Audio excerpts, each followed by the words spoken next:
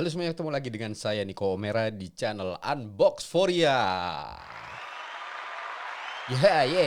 Oke, wow. Udah. Ya, ya, hari ini yang akan dibahas adalah bagaimana cara menyambungkan mic USB ke audio interface atau mixer atau sound card. Sound card atau sound card, oke. Nah, sebelum saya kasih tahu jawabannya, lihat ini dulu.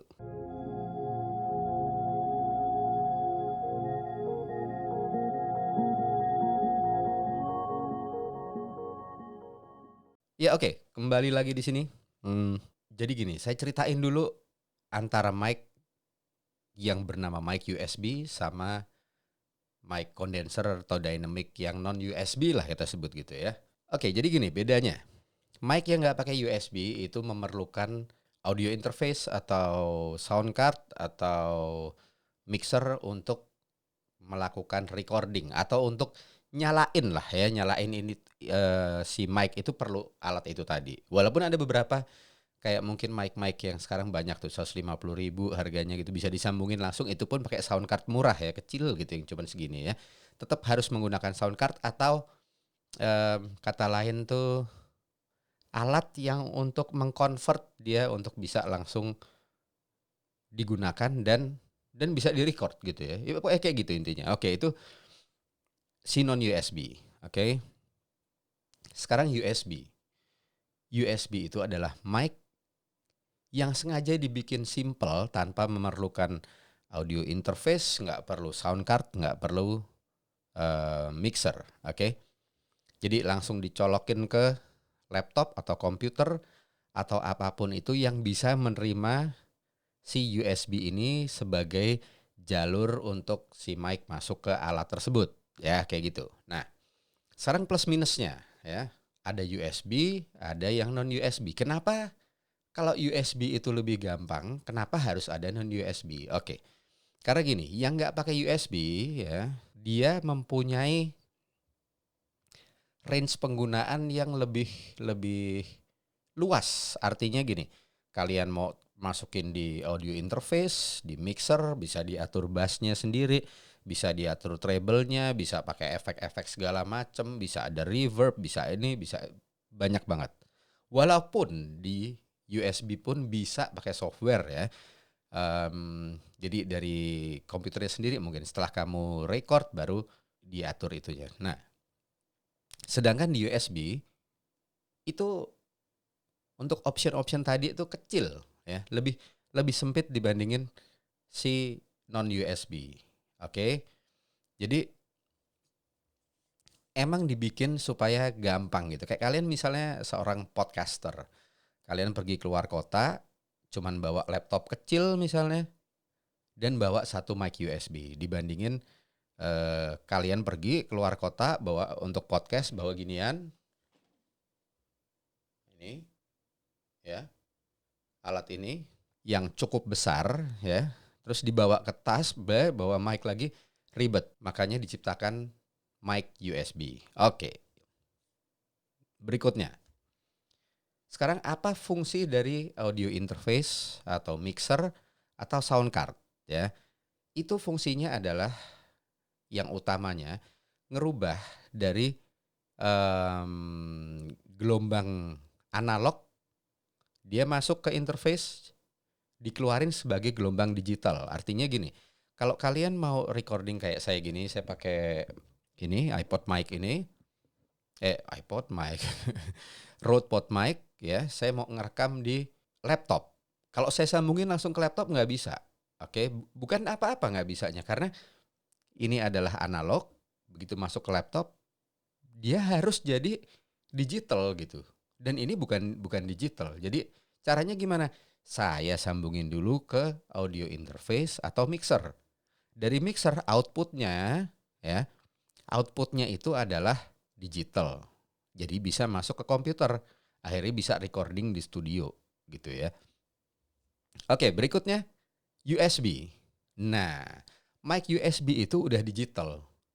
Oke. Nah, harusnya kalian dari penjelasan saya di sini udah mulai dapet nih Mic USB itu udah digital. Oke. Terus apa alasan kalian dari digital, kalian mau ubah jadi analog, dikeluarin lagi digital? Ya, make sense di situ ya. Jadi sekali lagi mic USB dibikin untuk simple, untuk tinggal colok, tep, done. Nah, kalau masih ada yang nanya, karena ini ada pertanyaan ini cukup banyak di channel saya ya. Sebulan ini aja mungkin ada 4-5 orang yang udah nanya ini. Apakah mic USB bisa disambungin ke mixer ya? Nah, sekarang kalau kalian merluin itu, kepengen masukin si USB ini ke audio interface, simple satu hal yang saya bisa bilang, kalian salah beli mic. Karena mic USB itu nggak bisa disambungin ke audio interface, atau disambungin ke mixer, atau disambungin ke sound card. Ya, jelas ya.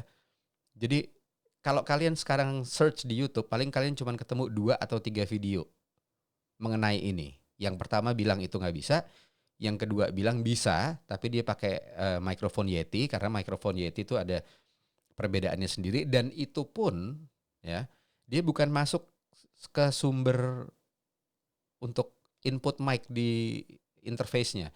Dia masuknya ke jalur untuk keyboard digital. Oke. Tapi orangnya juga bilang dia nggak menjamin ini works in other mics. Ya, ini nggak dijamin berhasil diterapkan di mic-mic yang lain. Jadi gitu sebenarnya. Makanya itulah gunanya nonton video saya gitu ya. Kalau kalian lihat video-video saya zaman-zaman dulu, terus saya udah pernah bahas mengenai phantom power, mengenai jenis-jenis mic, mengenai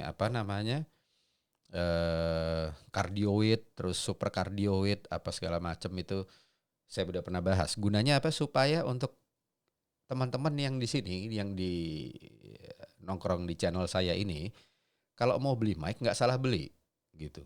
Jadi untuk kalian yang udah beli mic USB, tapi sebenarnya hobi kalian tuh main gitar sambil nyanyi dan kepengen pas lagi ngerekam bisa ada 2 track atau multi track istilahnya ya, nggak bisa.